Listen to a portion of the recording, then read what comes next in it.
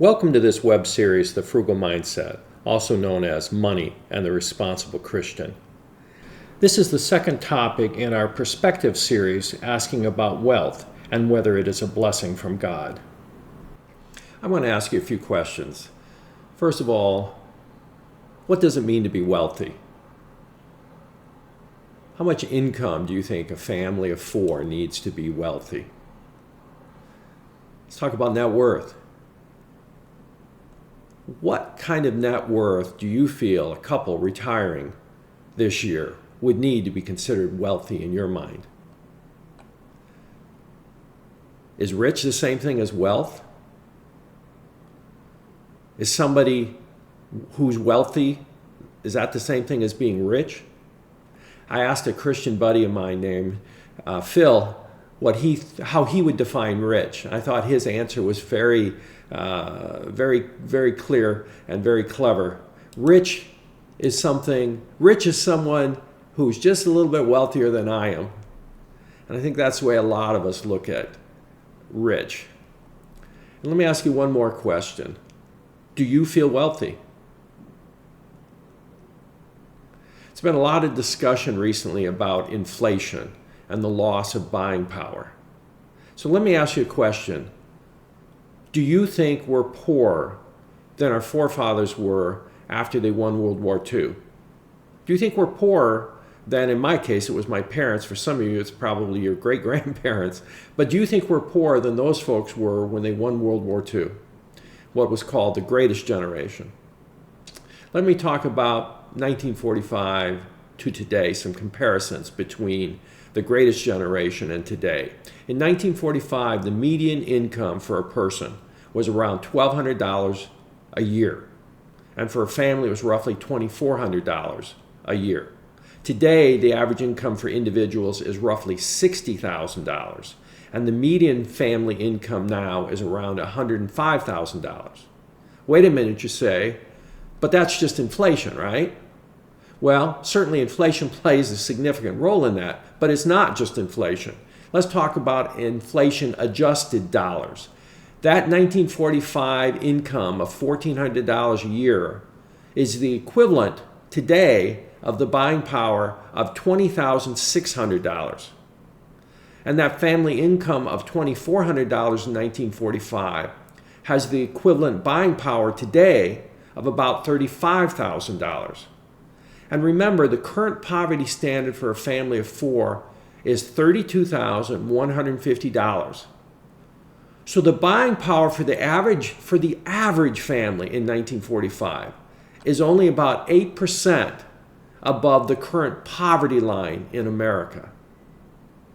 All right, let's go to car ownership. In 1945, the average American family owned less than one car. Although most families did have one car. But on average, it was less than one car per family. Today, the average American family has 1.9 cars per family, and 22% of all American families own 3 or more cars. And don't forget, family size has gone down dramatically in that period of time. Let's talk plumbing for a minute. In 1940, approximately half of all homes in the United States lacked full indoor plumbing, which was defined as hot water, toilet, and either a tub or a shower. Half of all people lacked basic indoor plumbing in 1940. Now, virtually all homes have full plumbing. When was the last time you heard of a home that didn't have full plumbing? Let's talk home size. After World War II was the greatest building boom in America. And it was an amazing period of economic prosperity because America was really the only economy left after the war, the only major economy left after the war that hadn't been destroyed.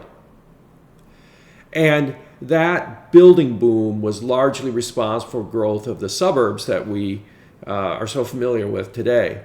Between 1945 and 1946, the number of new housing contracts more than tripled, increasing from 326,000 to over 1 million in just 1 year.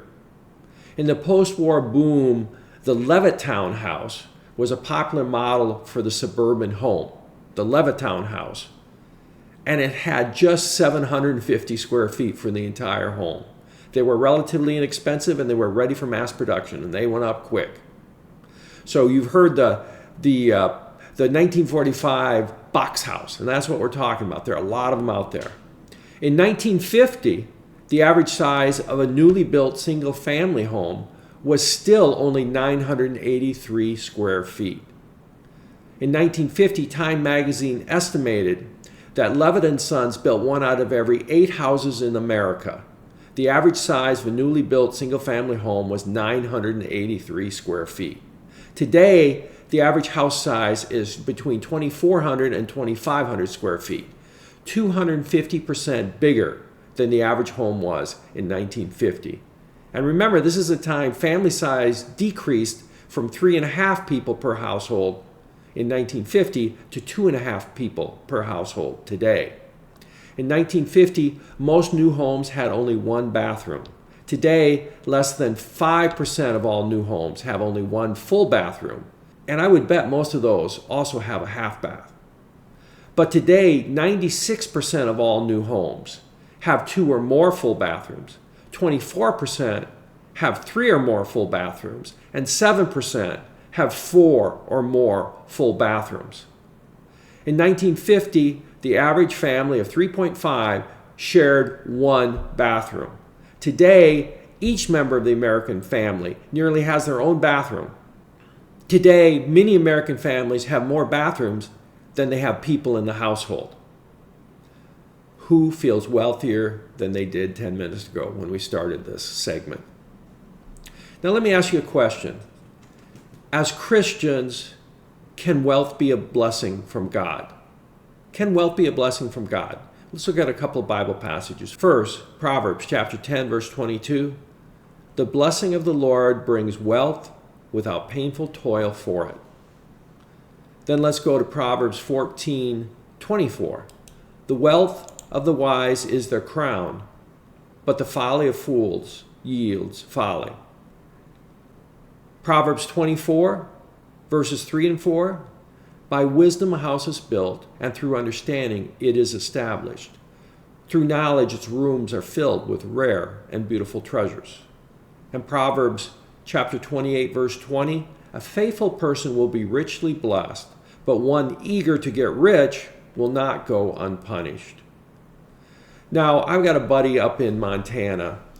His name is Scott, Pastor Scott. And he talks a lot about the difference between God's economy and our economy. And I think Pastor Scott definitely has something going on there. Let's look at a couple things God says. James 1, 9 through 11. Believers in humble circumstances ought to take pride in their high position, but the rich should take pride in their humiliation, since they will pass away like a wildflower. For the sun rises with scorching heat and withers the plant.